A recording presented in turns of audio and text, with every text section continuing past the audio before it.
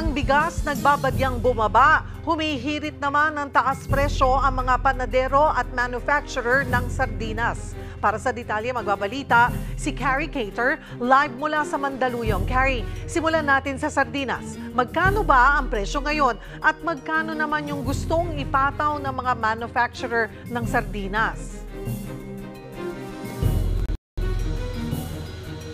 Yes, Cheryl, tama yung nabanggit mo, tungkol dun sa hinihiling na taas presyo sa sardinas ng mga manufacturer ng canned sardines. 3 piso raw sana kada lata ang hiling nila sa Department of Trade and Industry. Yan daw ay dahil sa mga mas mahal na input costs, kabilang ang pagtaas ng presyo sa tamban o yung isda na ginagamit sa sardinas na siyang nanggagaling din o nagdudulot din ng taas presyo kasi riyan yung crudo at yung pagtaas ng presyo ng gasolina. So, bukod sa tamban, sa gasolina, sa crudo, nandyan din daw yung wage hike. Nagkaroon din kasi ng recent na wage hike dito sa Metro Manila, kung matatandaan natin noong Hulyo. At nitong buwan lang, meron ding mga naaprubahan sa iba't ibang rehiyon. Kaya naman, ang sabi ng grupo, ang Canned Sardines Association of the Philippines, mahalaga o kailangan na raw sana na magkaroon ng taas presyo rito sa sardinas. Tungkol sa presyuhan ngayon, nagkakahalaga ng nasa 18 pesos kada lata. Pero linawin ko lang din na limitado lang to sa specific na stock keeping units o mga brand na minomonitor ng DTI sa kanilang suggested retail price o SRP bulletin. So yung nasa 18 pesos kada lata, pasok naman siya sa SRP bulletin o sa itinakdang SRP ng DTI. So Carrie, ito yung ngayon, yung average cost ng isang gaano kalaking yan yung ordinaryong size ng sardinas. Hindi ba naman masyadong malaki yung 3 pisong pag-angat na hinihiling nila? May tugon na rin ba dito ang DTI? Yung sa size ng delata ng sardinas, tama ka, yun yung regular, nasa 155 grams. Iba-iba kasi yung presyo, merong nasa 17 to 18 pesos. Yan yung nasa SRP bulletin. Pero gaya nga ng nabanggit ko, specific stock keeping units or SKUs lang ito. Hindi ito lahat ng sardinas. So, nagre-range pa rin yung prices. Pero yung 17 to 18 na pasok sa minomonitor ng DTI, compliant naman yung mga nakita natin dito sa supermarket. Kasi ganun din yung mga presyo. Tungkol naman dun sa 3 pisong pagtaas, sabi nga ng grupo, sa katunayan daw, nung isang taon pa nila hinihiling actually yung 3 pesos na increase. Kumbaga late na nga raw at hindi pa rin inaaksyonan ng DTI.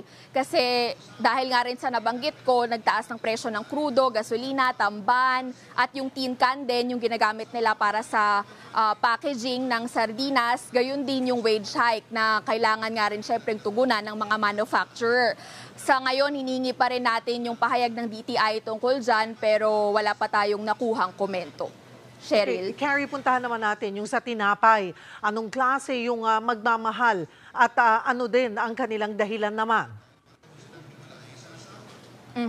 Ang grupo naman na humihiling ng taas presyo ay yung Philippine Baking Industry Group o PhilBaking. Humihiling sila ng taas presyo raw na sana 5 piso sa Pinoy Tasty. So ito yung mas murang klase ng Tasty na minomonitor din ng DTI pasok sa kanilang SRP bulletin. Sa ngayon, ang presyo nito ay nasa 55 pesos or higit 50 pesos sa supermarket na ito. Pero ang SRP na itinakda ng DTI dyan ay nasa higit 40 or 40 pesos.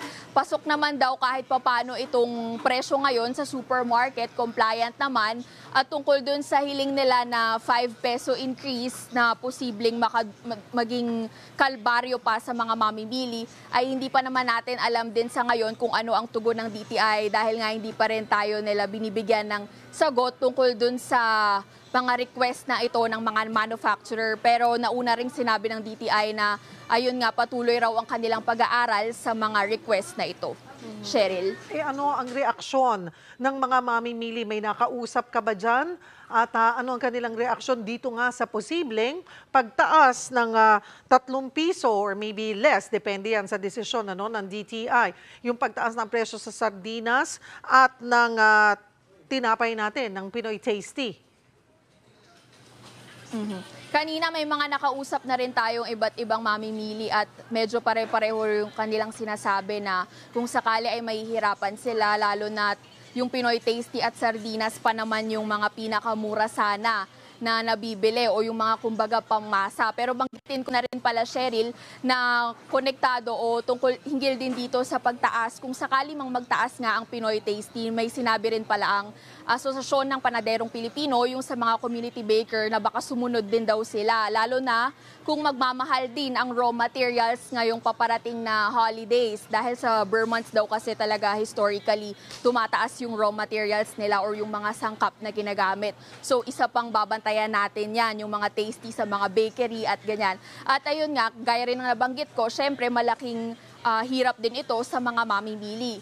Ngayon, kasama rin natin sa isa sa mga natsempohan natin kanina sa pamimili, si Mang Rolando Plamer. Mang Ronaldo, namimili po kayo para sa pangtindahan nyo rin at sa pangbahay? Kasama na po yan, pangtindahan at saka yung konting pangkonsumo namin sa bahay.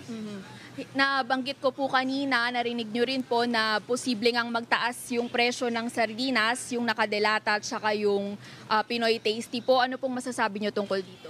Masasabi ko lang, okay lang sa akin pero sa mamimili, kalbaryo sa kanila yon. Dahil hindi pa naman lahat na mga employer nagtaas ng sweldo. Pagkakasahin na lang daw nila yung mga konting kinikita nila sa araw-araw. Pero kayo po ba bilang mamimili, apektado rin ba kayo kung sakaling magtaas itong sardinas at tinapay? Oo, malaking epekto sa amin, lalo mo nagtitindahan ako.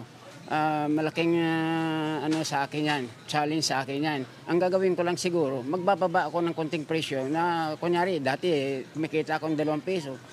Gawin ko na lang 150 ang kinikita ko para i-sacrifice ko muna. Kumbaga, bababaan nyo na lang muna yung tubo nyo sa tindahan nyo rin, tulong na rin sa kapwa mamimili. Oo, ganun nga talaga ang plano ko. Kasi hindi naman lahat na may mili. Tulad yan, sa isang pamilya may 4-5 anak nag-aaral, muupa ng bahay, tubig, ilaw nila. Ngayon, malaking ano sa kanila yon, sakripisyo.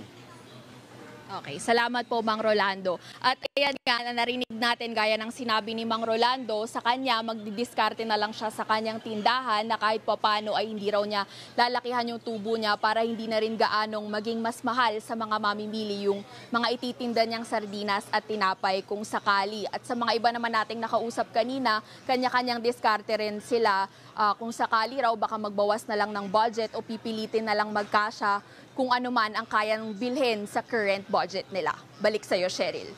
Maraming salamat, Carrie Cater.